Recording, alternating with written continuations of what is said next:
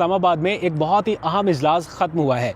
ये PTI का grand इजलास था जिसमें वज़ीर आला सुहेल अफरीदी, अपोजिशन लीडरान, MNAs, MPAs, सेनेटर और वो तमाम वर्कर्स जो हर बार अडयाला जेल के बाहर मौजूद होते हैं उनको भी बुलाया गया था ताकि फ़ाइनल डिसीजन किया जा सके कि 8 फरवरी को होना क्या है। क्लैरिटी चाहिए थी, क्या खैबर पख्तूनख्वा बंद होने जा रहा है, क्या PTI इस तरफ कोई बड़ा डिसीजन करने जा रही है, क्योंकि अलीमा खान ने गुज़िश्ता रात ये बयान दिया था कि अब जो भी करना है फ़ाइनल डिसीजन करें, फ़ैसला करें। सुहेल अफरीदी को उन्होंने मुखातिब करते हुए कहा था कि इस तरह इमरान खान बाहर नहीं आने वाले, सारे MPAs MNAs इकट्ठे हों और कोई एक डिसीजन करें। तो आज जो डिसीजंस किए गए हैं वो मैं जल्दी से आपके सामने रख देता हूँ। बाकायदा उसका एलामिया भी पढ़ के बताया गया है, वो एलामिया भी कुछ ही देर में आप सुन सकेंगे। जो वहाँ पे बातें हुई हैं, ख़ास तौर पे शाहिद खट्टर काफ़ी आज एग्रेसिव नज़र आए, उनकी तजावीज़ जो हैं वो मंजूर कर ली गई हैं, जो तजावीज़ उन्होंने दी हैं वो भी मान ली गई हैं। क्या कहा उन्होंने, फिर क्या माहौल था, ये सारे कुछ एक्सक्लूसिव विजुअल्स भी मैं कुछ ही देर में आपके सामने रखूँगा अनएडिटेड, ताकि आप जान सकें एग्जैक्ट सिचुएशन। लेकिन आज का इजलास, जैसे मैंने पहले के व्लॉग में आपको बताया था, कि गैर मामूली नौयत का इसलिए है कि इसमें सारे पार्लियामेंटेरियंस, MNAs, MPAs, सेनेटर सबको बुलाया गया। कोई पंजाब का हो, चाहे कोई सिंध से हो, चाहे कोई इस्लामाबाद से हो, सबको कहा गया। एजेंडा एक ही था, इमरान खान की सेहत और उनकी रिहाई का मामला। कि इमरान खान की सेहत के मामले पर सारे के सारे यकजुबान होकर क्या मौक़िफ़ इख्तियार करें और उनकी रिहाई के लिए ऐसा क्या तरीक़ाकार इख्तियार किया जाए कि उससे बाकी फ़रीक़ैन के ऊपर दबाव भी बढ़े और उन्हें रियलाइज़ भी करा सकें कि ये रिहाई किस कदर ज़रूरी है। खैर, इस इजलास में कुछ तजावीज़ भी दी गई, कुछ मसाइल की निशानदेही भी की गई। फॉर एग्ज़ाम्पल, सोशल मीडिया पर जो PTI के कारकुनान हैं वो अपनी ही क़यादत को इस वक्त निशाना बना रहे हैं और वो हीट जो है वो PTI की लीडरशिप फील भी कर रही है कि दबाव बढ़ रहा है।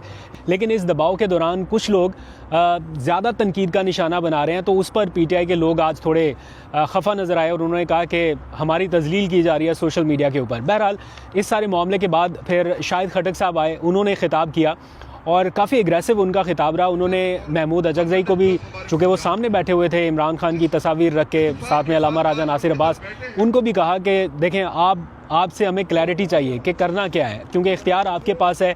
आप लोग इस मामले को लेकर थोड़ी सी चूँकि कन्फ्यूजन पैदा होगी कि 8 फरवरी को हमने शटर डाउन करना है, हड़ताल करना है, कुछ बंद करना है, ये सारी चीज़ों के ऊपर उन्होंने कहा एक तो क्लैरिटी चाहिए। फिर उन्होंने 2 तजावीज़ दी जिन्हें मंजूर कर लिया गया। उन्होंने कहा कि सारे के सारे MPAs MNAs, ये यहाँ का जो माहौल है इससे फ़र्क पड़ता है कि सारे एक जगह पर इकट्ठे होते हैं तो उसका इम्पैक्ट पड़ता है। तो सारे के सारे इकट्ठे होकर वापस जाते हैं सुप्रीम कोर्ट और वहाँ पर बैठते हैं और सुप्रीम कोर्ट को ये बावर कराया जाए कि इमरान खान नाहक कैद में है और उसकी रिहाई के लिए आपको किरदार अदा करना पड़ेगा, या उसकी जो सेहत का मामला है उसमें आपको इंटरवीन करना पड़ेगा। तो उस तजवीज़ को माना गया और सारे के सारे MNAs MPAs जो हैं वो जा रहे हैं कल सुबह 10 बजे सुप्रीम कोर्ट के सामने। वहाँ पर बैठेंगे, वही जो 2-4 दिन पहले हुआ था, सेम एपिसोड वापस होगा और शायद सुहेल अफरीदी भी इसको ज्वाइन करें। फिर उन्होंने महमूद अचकज़ई को मुखातिब करते हुए कहा कि मैं आपको ये यकीन दिला सकता हूँ कि इस वक्त हमारी तंजीमें मुकम्मल तौर पे अलर्ट हैं और हमारी तैयारी भरपूर है। आप जो कॉल देंगे हम उसके साथ जाएंगे, लेकिन क्लैरिटी हर सूरत होनी चाहिए। इसके बाद सुहेल अफरीदी ने भी खिताब किया। जो क्लैरिटी आई है वो भी मैं आपको बता देता हूँ। जो सुहेल अफरीदी ने खिताब किया, उन्होंने भी कहा कि हमारे पास ऑप्शंस बहुत कम रह चुके हैं। जो सलूक या जो रवैया हमारे साथ रखा जा रहा है उसके बाद हमारे पास ऑप्शंस कम है और ख़ास तौर पे इमरान खान के साथ जो इन कंडीशंस में हो रहा है उसको वो एक टर्म देते हैं तिब्बी दहशतगर्दी, तो मेडिकल टेररिज्म, वो उस तरह का उन्होंने इस्तेलाह इस्तेमाल की कि उनके साथ ये सारा कुछ हो रहा है। बहरहाल, उन्होंने एक बार फिर महमूद अचकज़ई की तरफ देखा कि बानी ने चूँकि ज़िम्मेदारी आपको दी है, आपके ऊपर एतमाद करते हैं, तो हम हर तरह से यकीन दहानी कराते हैं कि हम आपके साथ हैं, जो आप कहेंगे हम वो करने के लिए तैयार हैं। कारकुनान की सतह पे हो या तंजीमी सतह पे हो, जो मुआवनत आपको चाहिए हम वो फराहम करेंगे। जो डिसीजन हुआ है वो ऑब्वियसली चेंज नहीं हुआ, यही है कि पहिया जाम हड़ताल करनी है और शटर डाउन हड़ताल करनी है। यानी दिन के वक्त सब ने घरों में रहना है और शाम के वक्त मगरिब के बाद सब ने निकलना है और कोई मशल बरदार रैलियाँ निकालनी है या जहाँ पर जो कुछ भी है। मेरा पहले से मौक़िफ़ है कि इससे कोई बहुत ज़्यादा इम्पैक्ट क्रिएट नहीं होगा। बहरहाल, ये लीडरशिप की कॉल है, PTI की जो लीडरशिप है वो ये समझती है कि शायद इससे वो मोमेंटम क्रिएट कर पाएंगे। सुहेल अफरीदी ने आज बताया कि हमारी जिस किस्म की तैयारी है ये उसका पहला फ़ेज़ है और हम इस मोमेंटम को आगे भी कैरी करेंगे, क्योंकि इस टाइम हुकूमत बार बार मुज़ाकरात और कुछ माहौल बेहतर बनाने की तरफ जा रही है, तो सारे पत्ते अभी शो नहीं किए जा सकते। इसलिए अभी आहिस्ता आहिस्ता ये चलना चाहते हैं। फौरी तौर पे वो 8 फरवरी की कॉल को कामयाब बनाना चाहते हैं और ऐसा भी नहीं है कि जो कुछ भी है सारे अंडे एक ही बास्केट में डाल लें, तो चाहते हैं कि इसके बाद के लिए भी कुछ सरप्राइजेस बाकी रहे। साथ साथ हुकूमत का रवैया जो है वो भी ऑब्जर्व होता रहे और अगर उन्हें लगे कि नहीं ऐसा कुछ भी हुकूमत संजीदा नहीं है तो नेक्स्ट मूव तब की जाए।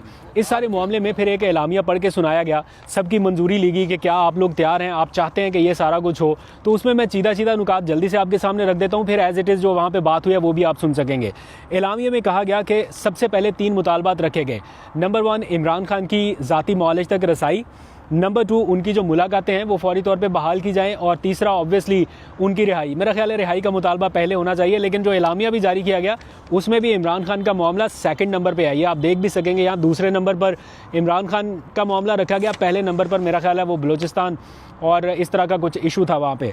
इसमें बलूचिस्तान वाक़े की ना सिर्फ मज़म्मत की गई है, बल्कि सिक्योरिटी फोर्सेस के जवानों की जो शहादत हुई और जो वहाँ पे सिविलियन शहीद हुए हैं उनके लवाहिकीन के साथ इजहार यकजहती भी किया गया, उनके लिए दुआ भी की गई।